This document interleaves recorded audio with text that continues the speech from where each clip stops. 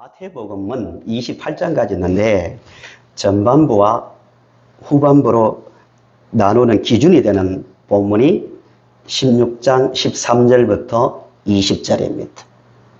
그 전 내용과 그 이후 내용이 다르다는 거죠. 본문은 베드로의 신앙 고백이에요. 이 고백을 한 다음에 예수님은 이제 초점이 어디에 맞추어지냐면 예루살렘이에요. 예루살렘. 약속하신 그 장소에서 십자가에 달려 죽으실 것을 말씀하시는 내용들로 채워져 있는 것이 본문 이후의 내용입니다. 21절을 보시면 본문 바로 뒤죠. 21절을 보세요. 이때로부터 예수 그리스도께서 자기가 예루살렘에 올라가 장로들과 대제사장들과 서기관들에게 많은 고난을 받고 죽임을 당하고 제3일에 살아나야 할 것을 제자들에게 뭐라고 말씀하십니까? 비로소, 비로소. 의미가 달라진다는 거죠. 기록하는 마태가 과거를 생각하면서 가만히 보니까 신앙 고백 후에 비로소 내가 십자가에 달려 죽는다는 것을 말씀하셨다는 내용입니다. 신앙 고백 후 예수님은 비로소 십자가에 달려 죽으실 것을 말씀하셨습니다. 그것을 생각하시면서 본문을 보시는데 13절을 보시면 13절 예수께서 빌립보 가이사랴 지방에 이르러 제자들에게 질문을 합니다. 묻습니다. 사람들이 인자를 누구라 하느냐라는 질문을 합니다. 이 가이사랴 빌립보가 어디냐 하면은요, 두 지역이 있어요. 가이사랴가 지중해 그 해변가에 있는 가이사랴가 있고, 여기 가이사랴는 북쪽 끝이에요. 갈릴리에서 북쪽으로 40km 올라간 헬몬산이에요. 헬몬산. 여기에서 요르단 강이 시작됩니다. 요단 강이 시작되는데 물이 풍부하고 또 로마 황제의 도시이기 때문에 굉장히 살기가 좋은 지역입니다. 구별하기 위해서 가이사랴, 빌립보. 가이사는 로마 황제 이름이고 빌립보는 가이사에서 임명받은 분봉왕입니다. 그 지역을 다스리던 헤롯 대왕에 헷갈리면 안 됩니다. 헤롯이 하도 많이 나오니까 예수님께서 태어나실 때 헤롯은 헤롯 대왕이고 그 아들 헤롯 빌립이라는데 빌립이 이걸 잘했습니다. 로마에 이걸 잘해야, 가이사에게 잘해야 왕의 자리를 유지할 수 있기 때문입니다. 로마 황제에게 바친 도시가 가이사랴, 그래서 자기 이름을 뒤에 붙여놨습니다. 빌립보. 해변가에 있는 가이사랴와 구별하기 위해서 가이사랴 빌립보입니다. 그 장소를 기억하셔야 됩니다. 왜 많은 장소 중에서 거기에서 신앙의 고백을 물으셨는가? 중요한 의미가 있습니다. 그 의미는 조금 뒤에 설명합니다. 질문이 뭐냐면 질문을 다시 주의해서 보십시오. 예수께서 빌립보 가이사랴 지방에 이르러 제자들에게 물으시되 뭐라고 말합니까? 사람들이 나를 누구라 하느냐 아니고 인자를 누구라 하느냐라고 말합니다. 왜 인자인가를 먼저 이해를 하셔야 돼요.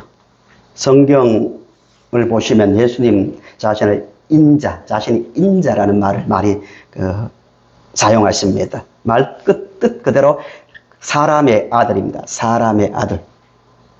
예수님은 인간의 몸을 입고 이 땅에 오셨는데 자신이 하나님이시면서 임마누엘이죠. 임마누엘. 자신이 하늘로부터 오신 분인데 하나님의 아들이시면서 누구의 아들로 오신 분입니까? 사람의 아들로 오신 분입니다.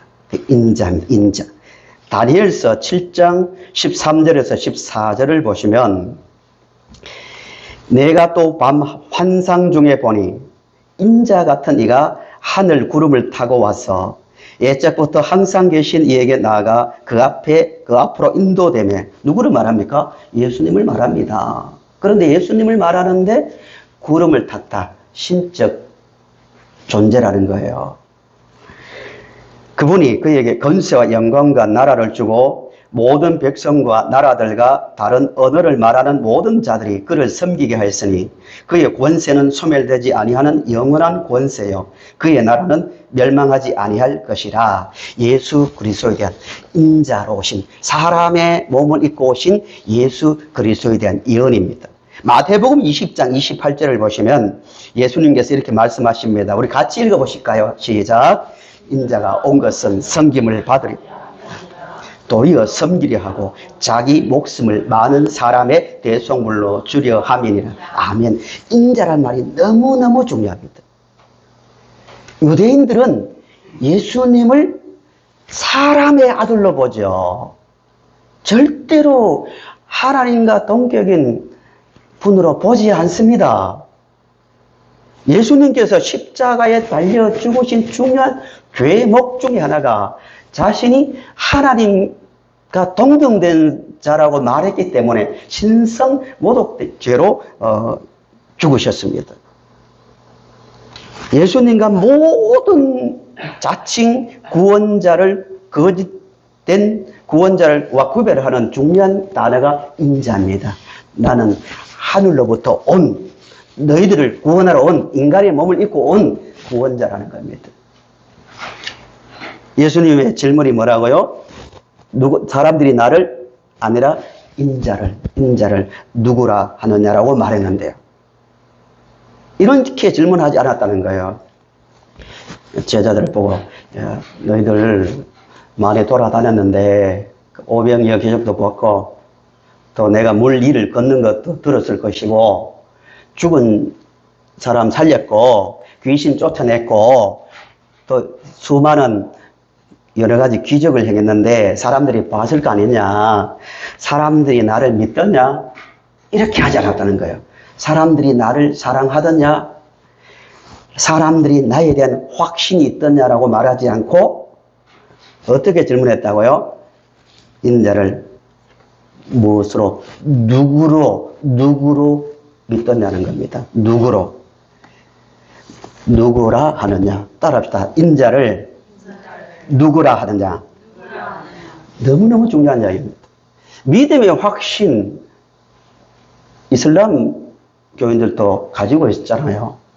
신천지도 가지고 있고 통일교도 있고요.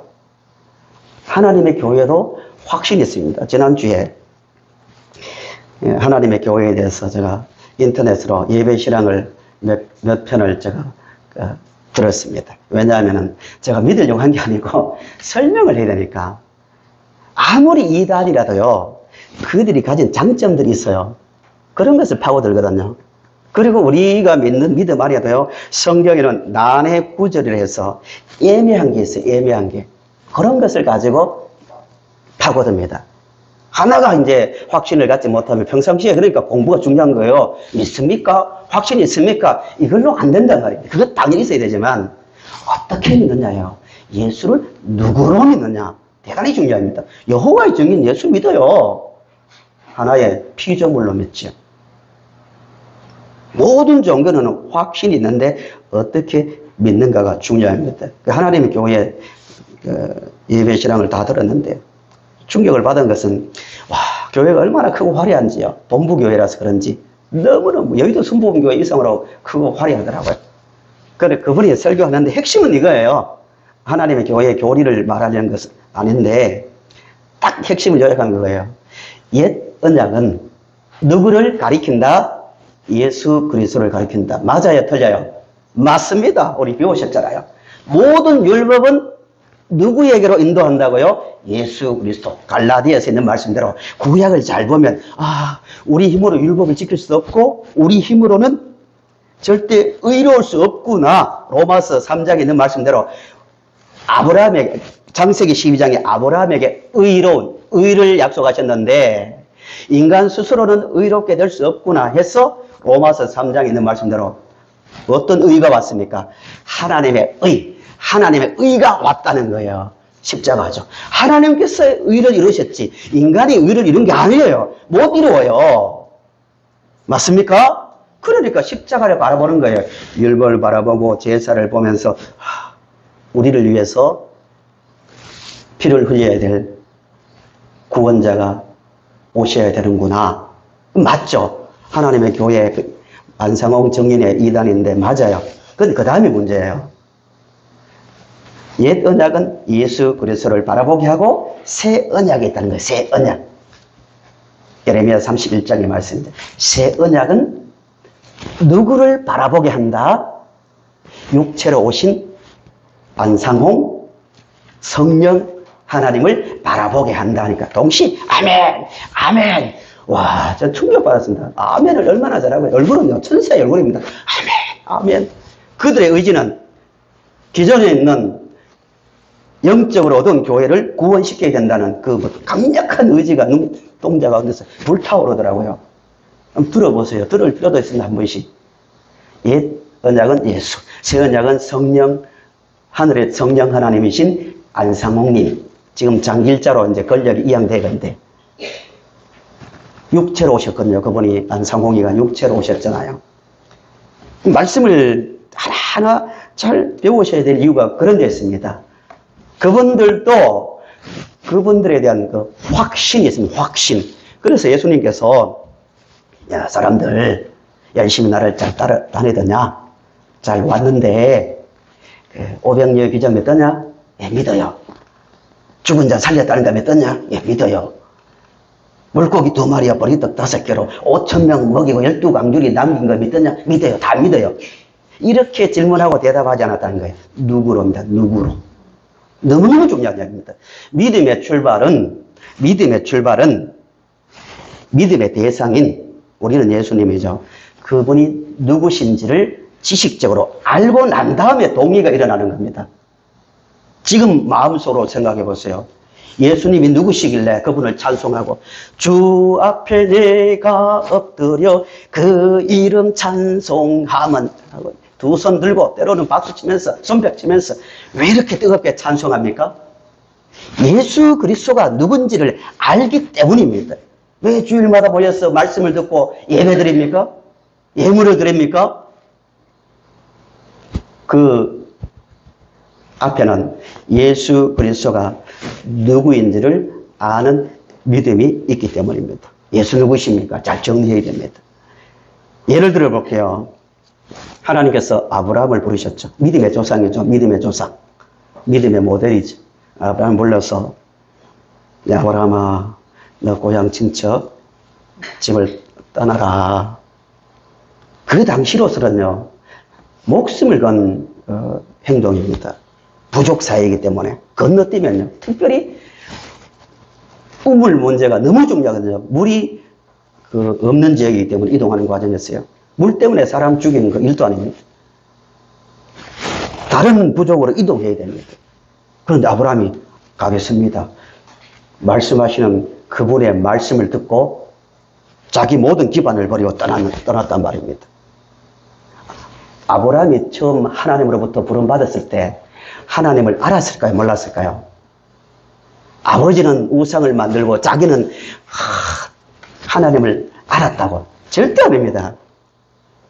우르 지역은요, 아브라함의 고향 우르는요, 세계사를 보시면 세계에서 최초로 수레바퀴가 만들어진 곳입니다. 세계 최초로 법전이 발견된 곳이고요. 세계 최초로 문자가 만들어진 곳입니다. 세계 최초가 100가지가 넘어요. 최고로 앞선 문화를 가진 지역이 우르예요. 그 지역에 사는 사람에게 우상을 섬기는 아브라함이 나타나서 너 고향 친척 아버지 집을 떠나라 하면은요. 어떻게 그걸 받아들일 수 있습니까? 그 당시는 신 중심의 사회인데요. 어떤 신을 섬기느냐에 따라서 어떤 문화가 생기고 어떤 수준의 삶을 사는지가 결정되는 시대가 그 시대예요. 아브라함 떠납니다. 어떻게 해서 떠날 수 있었을까요? 분명히 성경에는 기록되어 있지 않았지만 이런 질문을 틀림없이 했을 겁니다. 갑자기 어느 날 자기들이 우상을 열심히 섬기고 있는데 자기 신을 섬기고 있는데 어떤 신이 나타나서 떠나라니까 이런 질문을 했단 말입니다. 당신은 누구십니까? 누구신데요? 이 정상 아닙니까? 우리가 섬기는 자기가 섬기는 신인지 어떤 신인지 어떻게 알아요? 누굽니까? 그 질문의 과정이 있었다는 거예요. 틀림없이 말해줬을 거예요. 아브라함에게 약속도 하셨잖아요. 너 떠나라. 나는 이런 분이다. 나는 천지를 만든 유일한 하나님이고, 그리고 세상을 다스리는 통치자다. 그 약속을 이루신 그 구원자다. 특별히 아브라함에게 너를 통하여 모든 민족이 복을 받고 구원받는다는 약속을 하셨잖아요. 아브라함이 그 말을 알아들었습니까? 알아듣지 못했습니까? 갈라디아서는 알아들었다고 분명히 말합니다. 약속의 후손을 바라보고 아브라함은 평생을 살았어요. 그러니까 떠나는 거예요. 자기에게 말씀하시는 그분이 누구신지 아니까 자기 생명을 결단을 한 거예요. 오늘 이 시대에도 똑같습니다. 왜 복잡하고 바쁜 시대에 주일마다 교회 와서 예배 드립니까? 예물을 드립니까? 왜 또 그 말씀대로 살기 위해서 믿음의 싸움을 합니까? 우리가 섬기는 그분이 누구신지를 아니까, 유일한 창조자요, 심판자요, 통치자임을 아니까 그렇게 하는 것 아닙니까? 이 믿음이 분명해야 됩니다. 그래서 예수님께서 그 수많은 기적을 행하고 수많은 일들을 통해서 자기를 믿는, 믿으니까 따라오는 거 아니겠습니까? 믿으니까. 믿는 그들을 대상으로 사람들이 나를 누구라고 하느냐고 질문한 거예요. 그때 대답이 14절을 보세요. 14절. 이르되 더러는 세례 요한, 더러는 엘리야, 어떤 이는 예레미야나 선지자 중 하나이다 라고 말하고 있습니다. 엘리야, 세례 요한, 또 예레미야, 선지자 중 하나, 뭐 같은 거 아닙니다. 인자로 보는 것이 아니고 그냥 그야말로 사람의 아들로서 보는 거예요. 그냥 특별하지만, 뛰어나지만 사람의 아들, 하늘로부터 오신 하나님과 동등된 그분이 아니라 그냥 평범한 사람으로 보고 있습니다. 구약의 마지막 내용이 엘리야가 이 땅에 다시 이 땅에 온다는 그 예언이 있죠. 말라기 4장 4절에서 5절을 보세요. 구약의 마지막 내용입니다. 중요하겠죠. 보라, 여호와의 크고 두려운 날이 이르리니 전에 내가 선지자 누구를 보낸다고요? 엘리야를 너희에게 보내리니 그가 아버지의 마음을 자녀에게로 돌이키게 하고 자녀들의 마음을 그들의 아버지에게로 돌이키게 하리라. 돌이키지 아니하면 두렵건대 내가 와서 저주로 그 땅을 칠까 하노라 하시니, 이 말씀의 근거였어요. 예수님을 엘리야로 사람들이 많이 이해를 했어요. 물론 그 당시에 가짜 엘리야도 많이 있을 거예요. 여기서 말하는 엘리야는 누굽니까? 예, 세례 요한입니다. 예수님의 길을 예비하는 자로서 세례 요한입니다. 마태복음 17장 9절에서 13절의 말씀입니다. 예, 읽지는 않겠습니다. 제자들이 예수께서 말씀하신 것이 나중에 세례 요한인 줄 깨달았다고 말씀하고 있습니다. 그러니까 사람들이 예레미야나 또 엘리야나 세례 요한과 같은 분으로 보고 있습니다. 선지자 중 하나로 본다는 거죠. 이슬람도 그렇게 보고 있고 여호와의 증인도 그렇게 보고 있고 많은 사람들이 그렇게 보고 있습니다. 그러면 우리는 공부를 함에 있어서 이런 질문을 해야 됩니다. 마태는 이런 이야기를 그냥 예수 믿으세요, 좋은 분입니다 하고 끝나면 되지, 뭐 누구는 이렇게 말했고 누구는 이렇게 말했고 구체적으로 기록하고 있을까요? 마태는 알았다는 거예요. 상식적으로 사람이라면, 인간이라면 예수를 아무리 뜨겁게 믿고 예수를 따른다고 해도 충분히 예수에 대해서 오해할 수 있겠다는 생각을 한 거예요. 제자들이 다 오해했거든요. 베드로도, 마태도, 그 당시에 거의 모든 사람들은 예수님을 바로 알지 못했기 때문에 후대의 사람들도 예수를 믿는다고 하지만 예수를 잘못 알 수 있다는 생각 때문에 이 내용을 기록한 거예요. 한 사람 예를 들게요. 독일의 신학자인데요. 루돌프 불트만이라는 사람이 있어요. 목사님, 우리가 뭐 신학자도 아닌데 뭐 불투만은 알아야 됩니까? 이러시면 안 됩니다. 너무 중요한 이야기니까요. 1979년도에 이 사람이 죽었는데 20세기 신학계를 흔든 사람입니다. 유럽이 세속화된 중요한 이유가 여기 있어요. 이런 사람들의 가르침 때문이에요. 그의 주장은 요약하면 이겁니다. 예수를 누구로 보느냐의 문제입니다. 성경에서 나오는 신화적 내용은 삭제해라. 뭐 무리를 걸었다, 죽은 자 살렸다, 다 없는 이야기다. 상식적으로 믿자, 상식적으로. 얼마나 매력적인 말입니까? 우리가 좀 생각하고 상식적으로 믿자 이러면서 기독교가 예수님의 부활 후 생겨났다고 주장합니다. 기독교는 예수님의 부활 후 생겨났다고 말하면서 예수는 하나님의 심판과 구원이 임박하다고 외친 세례 요한과 비슷한 하나의 종말의 선지자였단 말합니다. 우리 함께 사랑으로 삽시다.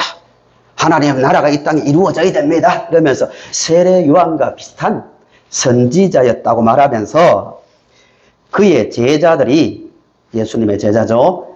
십자가 처형 후 하나님에 의해서 부활되었다고 믿게 되었다. 이렇게 말합니다. 중요한 얘기입니다. 실제 부활이 있었다는 거예요? 없다는 거예요? 없었는데 제자들이 부활되었다고 믿기 시작했고 또 의도적으로 그렇게 가르쳤다고 그래서 교리화되어서 기독교에서 부활이 있다고 믿고 후대 교회가 그런 것을 만들어내 믿는다고 주장합니다. 이 루돌프 불트만만의 주장이라면 뭐 이상한 사람이네 하고 넘어가면 되지만 지금 설문조사를 하면 이 가르침을 따르는 평신도 말고요, 일반인들 말고요, 신학자들의 대부분이 이 주장을 따릅니다. 무시무시한 이야기입니다. 그 가르침이 미국으로 건너왔고 우리나라에도 지금 건너오고 있습니다. 예수를 누구로 아느냐가 너무너무 중요합니다. 목사님 머리 아프게 잘 믿으면 되지 뭘 그런 독일 신학자까지 끌어들이고 또 뭐 믿습니까? 안 되지. 누구로 믿느냐, 어떤 분으로 믿느냐, 왜 합니까? 절대 안 됩니다. 세상을 지금 다 듣고 있습니다. 그런 예수를 믿는데 누가 유럽의 교인들이 목숨 걸고 뭐 하나님 말씀 아니면 우리 목숨 걸어야 된다. 지키기 위해서 걸어야 되고 또 그 말씀에 말씀을 지키지 않으면 큰일 난다는 그 두려움이 없어진 거예요. 선지자인데 좋은 일 하다 죽은 분이 예수인데요. 이 가르침이 세상을 덮었다는 거예요. 그래서 예수님께서도 너희들 나를 누구로 믿느냐고 정확하게 확인하는 거예요. 15절을 보세요. 그 대답을 들으신 예수님께서 같은 질문을 제자들에게 합니다. 15절 이르시되 너희는 나를 누구라 하느냐. 유명한 말씀이 나오죠. 우리 16절을 같이 읽어보실까요? 시작. 시몬 베드로가 아멘. 놀라운 고백을 합니다. 베드로가 주는 그리스도시요 살아계신 하나님의 아들이시니이다. 예수님의 인성과 신성을 동시에 고백하는 내용입니다. 아시는 대로 헬라어로 신약 성경은 헬라어로 되어 있잖아요. 헬라어로 기름 부음 받은 자라는 뜻이 그리스도. 사람 이름이 아니죠. 기름 부음 받은 자라는 뜻이고 구약으로는 메시아 같은 말입니다. 하나님께서 불러서 세운 제사장, 선지자, 왕은 기름을 붓는 의식을 통해서 세웠습니다. 이 사람은 하나님께서 불렀다는 의미죠. 예수님은 하나님께서 우리를 구원을 위해서 보내신 그리스도이십니다라는 고백을 했습니다. 그런데요, 이 고백을 만약에 유대인들이 들었다면 뭐 충격을 받을 일입니다. 기절할 일입니다. 놀라서 자빠질 거예요. 아니 어떻게 저분이 하나님과 동등된 하나님의 아들이란 말인가? 이건 신성모독이다. 예수님께서 말씀하실 때 유대인들이 그렇게 반응했잖아요. 미쳤다고요.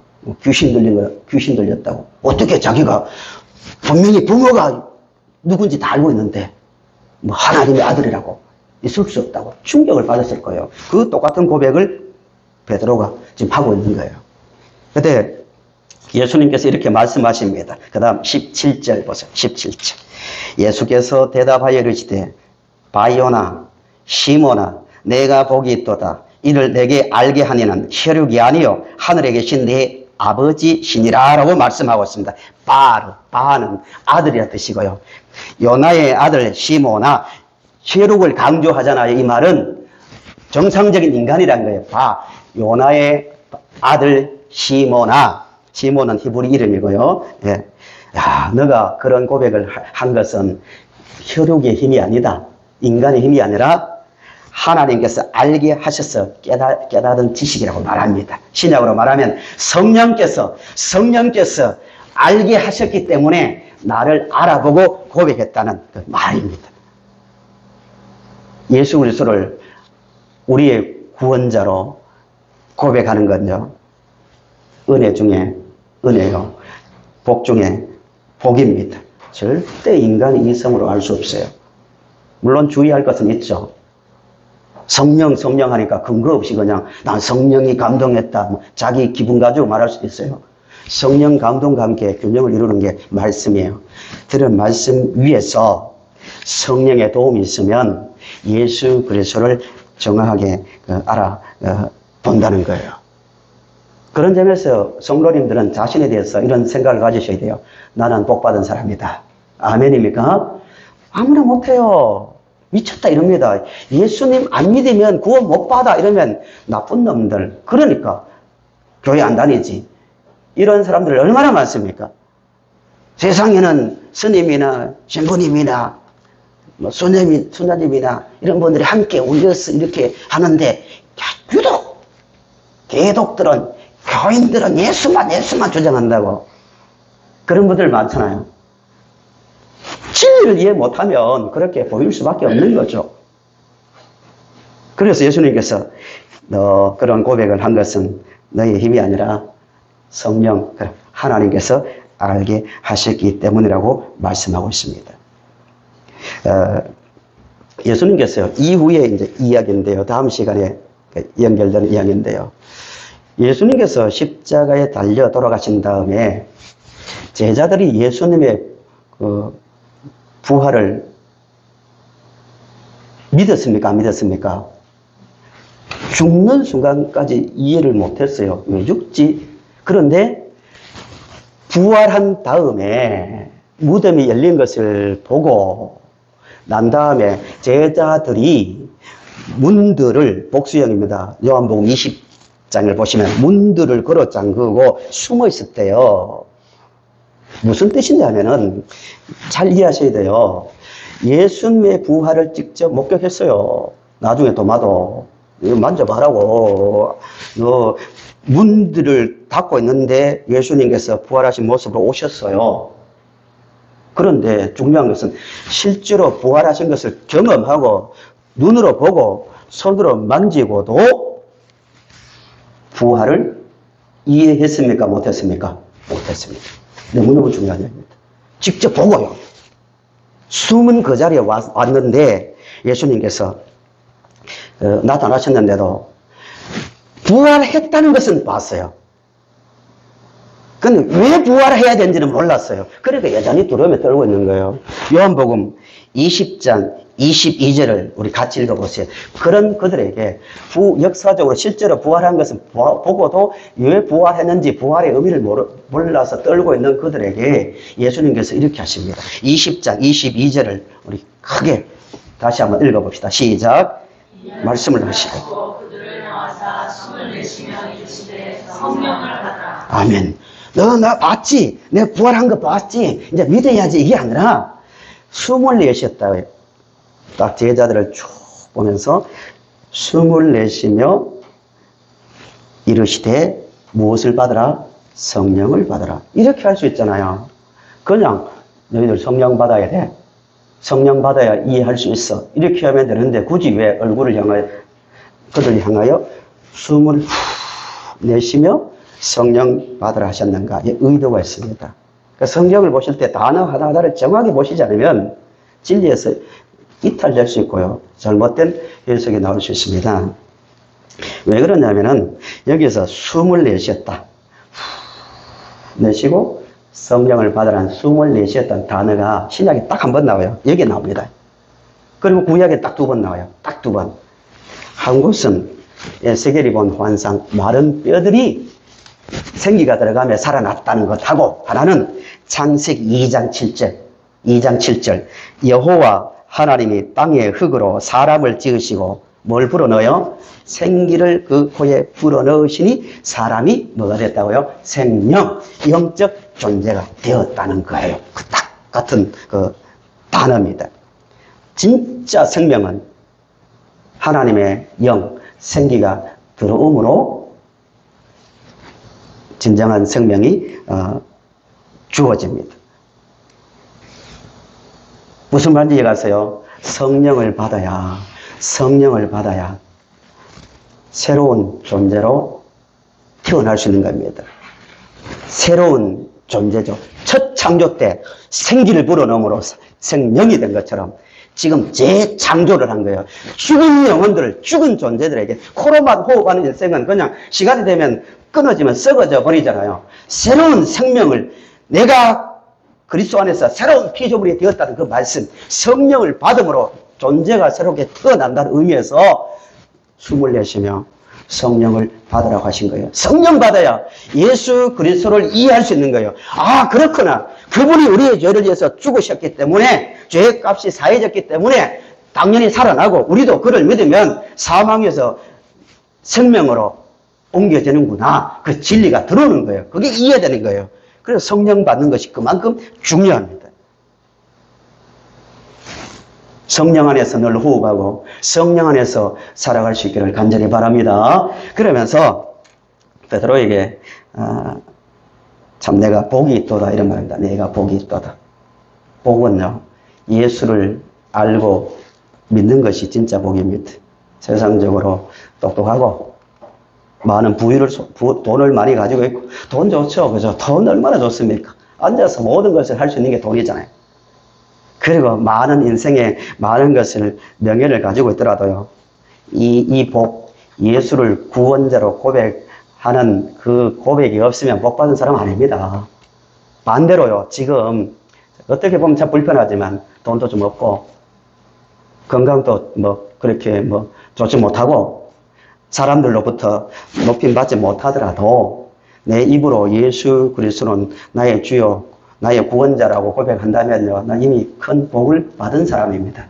그 확신을 가지고 있어야 세상 썩어질 욕망에 양심을 팔지 않고 세상에 썩어질 명예를 위해서 주의 이 교회를 욕되게 하지 않는 거예요. 더 좋은 것을 가지고 있어야 덜 좋은 것이 안 뺏기죠.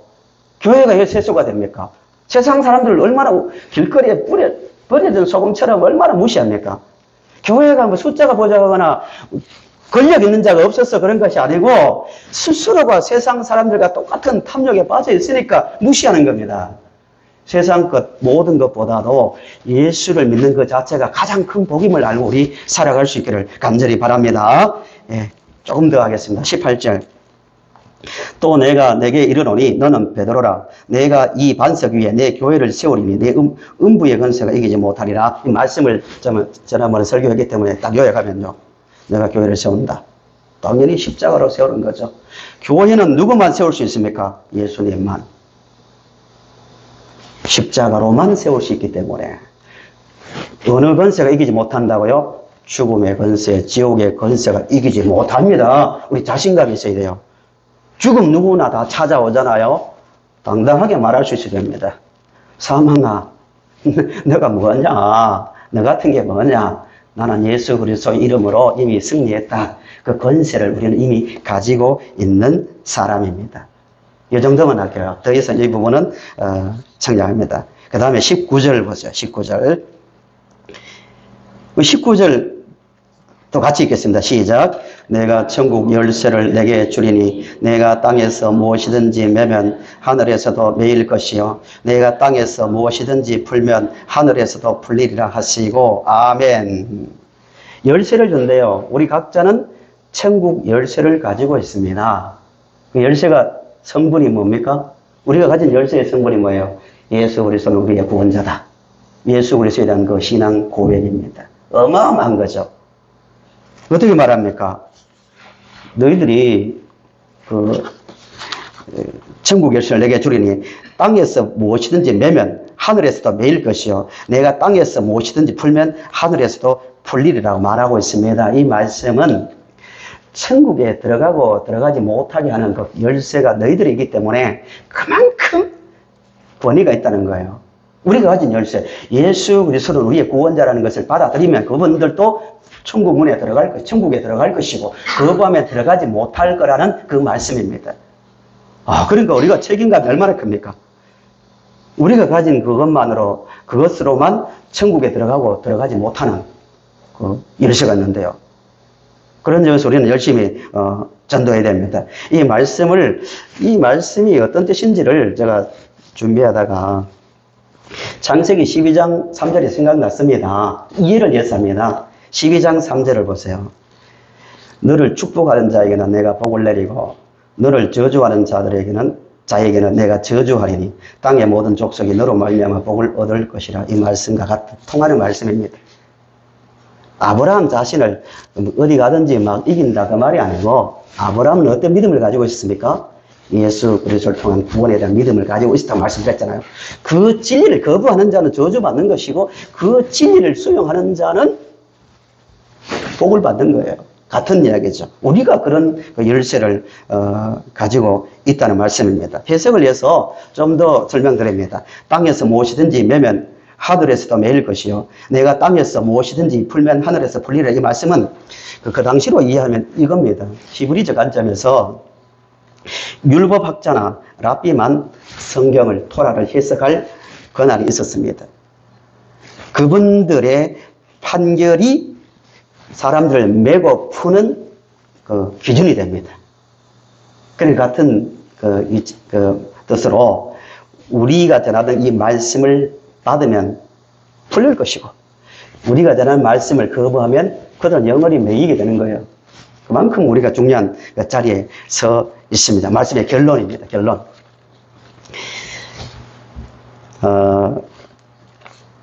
예수님은 사람들이 나를 누구라 하느냐, 인자를 누구라 하느냐, 제자들에게도 나를 누구로 믿느냐 했고 오늘 우리에게도 물었어요. 우리에게도 생각해 보세요. 정말 이 땅에서 영적인 가이사라 빌립보였어. 가이사라 빌립보가 어떤 곳이라고 말씀드렸습니까? 황제의 도시예요. 황제에게 바친 도시고요. 거기에 황제를 섬기는 신전이 있고요. 판이라는 신의 신전이 있어요. 신의 도시입니다. 신의 도시에서 황제의 말 한마디에서 살고 죽는 연약한 존재로 살아가는 자들이 그리스도인입니다. 그들에게 말하는 거예요. 여기에서 가이사랴 빌립보에서 너희들은 나를 누구로 믿고 살고 있느냐고 오늘 우리에게 물으십니다. 우리말로 적용해 볼까요? 너희들 하루하루 살아가는데 돈 문제로 어려움을 당하고 사람 관계에서 무능함과 약함을 느끼고 내 마음대로 이렇게 저렇게 하지 못하는 영적인 가이사랴 빌립보 속에서 너희들이 살고 있는데 나를 누구로 섬기고 있느냐고 묻고 있습니다. 헬라어로 큐리어스. 주님을 큐리어스라 합니다. 주입니다. 로마 황제도 큐리어스입니다. 똑같은 단어예요. 로마 황제도 주고 예수님도 주로 섬기는 세상 사회 속에서 주님께서 너희들의 진정한 주는 누구인가라고 물으셨다는 겁니다. 오늘 우리는 누구를 주님으로 모시고 있습니까? 깊이 생각하시면서 주님 때문에 나는 행복하고 주님 때문에 구원의 기쁨을 가지고 살고 있고 주님 때문에 이 땅에서는 부족하지만 나는 영적으로 부유한 자로 살고 있습니다. 그런 예수를 믿고 있습니까? 깊이 생각하시면서 주님만을 바라보며 진짜 부유한 자로서 행복한 자로 이 땅을 살아갈 수 있기를 바랍니다.